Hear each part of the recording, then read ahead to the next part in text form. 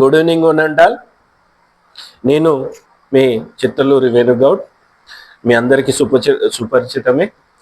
మరియు వికలాంగుల హక్కుల కోసం అల్పెరగకుండా పోరాడుతున్న సామాజిక కార్యకర్తను, differently abled chamber of commerce and industry డైరెక్టర్ని, మరియు దివ్యాంగుల హక్కుల కార్యకర్తను. ఈరోజు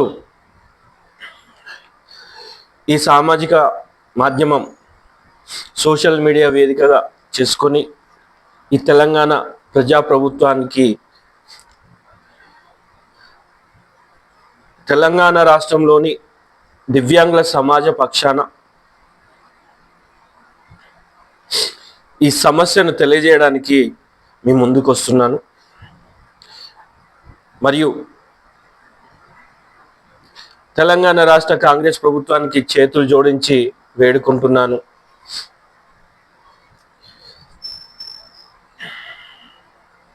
ఇంటింట సౌభాగ్యం, అదే ఇంద్రమ్మ రాజ్యం అని చెప్పుకున్నాం. దానిలో భాగంగా ఈరోజు దివ్యాంగుల సమాజ పక్షాన ఈ దివ్యాంగుల సమాజం పేదింటి కళల సహకారం అయిన ఇంద్రమ్మ ఇల్లు కూడా దక్కించుకోలేని పరిస్థితిలో మా సామాజిక వర్గం ఉంది. ఆ సమస్య, మా డిమాండ్ ఏంటంటే, మీరు హైదరాబాద్ క్యూర్ ప్రాంతంలో, క్యూర్ అంటే కోర్ అర్బన్ రీజనల్ ఎకనామిక్ జోన్లో, అంటే ఆర్ఆర్ రోడ్ పరిధి లోపల జరిగే ఈ వర్టికల్ కన్స్ట్రక్షన్ బిల్డింగ్స్కి మీరు ఇస్తున్న సబ్సిడీ మరియు రిజర్వేషన్ అభినందనీయం.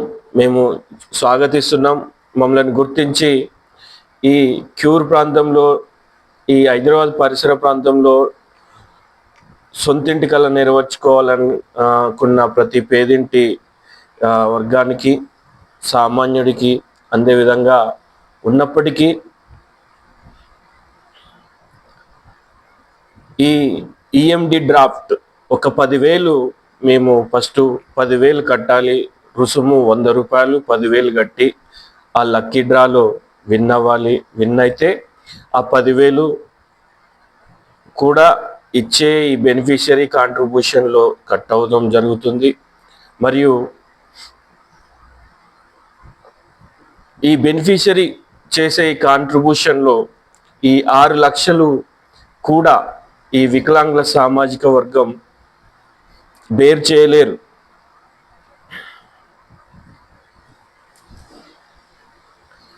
ఈ ఈఎండి ఫీజు కూడా మేము గవర్నమెంట్ ప్రభుత్వాన్ని వేడుకుంటున్నాం.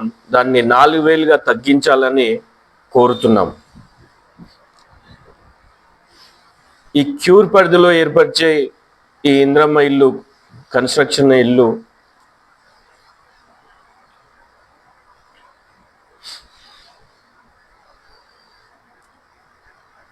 పొందాలంటే దివ్యాంగులకు ఇది సాధ్యం కాదు.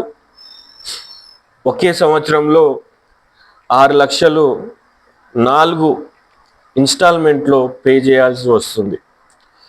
ఇది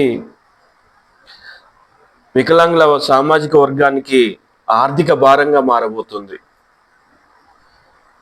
ఈ 6 లక్షలు కూడా బేర్ చేయలేరు. మేము అత్యంత పేద వర్గాల, దయనీయమైన వర్గం, ఉద్యోగాలకు దూరమైన వర్గం, ఓన్లీ నెలవారీ పెన్షన్ మీద ఆధారపడే వర్గం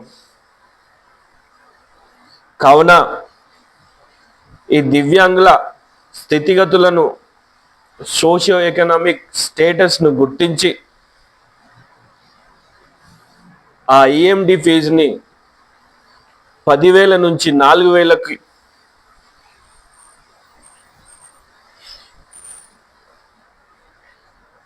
మరియు బెనిఫిషరీ కాంట్రిబ్యూషన్ 6 లక్షల నుంచి ఉచితంగా స్పెషల్ డ్రైవ్ కింద ఇస్తే వికలాంగులం పైన ఎటువంటి భారం పడదని నేను తెలియజేసుకుంటున్నాను. మన అందరికీ తెలిసినదే, సమాజంలో అత్యంత వెనుకబడిన ఉపాధి అవకాశాలు లేని వర్గం అంటే అది దివ్యాంగుల వర్గమే. నెలవారీ జీవిత వృత్తి అయిన పెన్షన్ పైనే ఆధారపడే కేవలం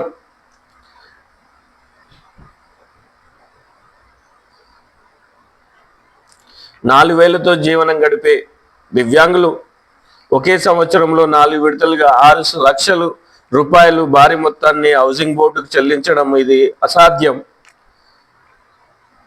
దారిద్ర్య రేఖకు దిగువ ఉన్న వీరు ఎంపికైనప్పటికీ ఈ సొమ్ము కట్టలేక ఇళ్లను వదులుకోవాల్సిన పరిస్థితి వస్తుందని గవర్నమెంట్కు వేడుకుంటున్నాను.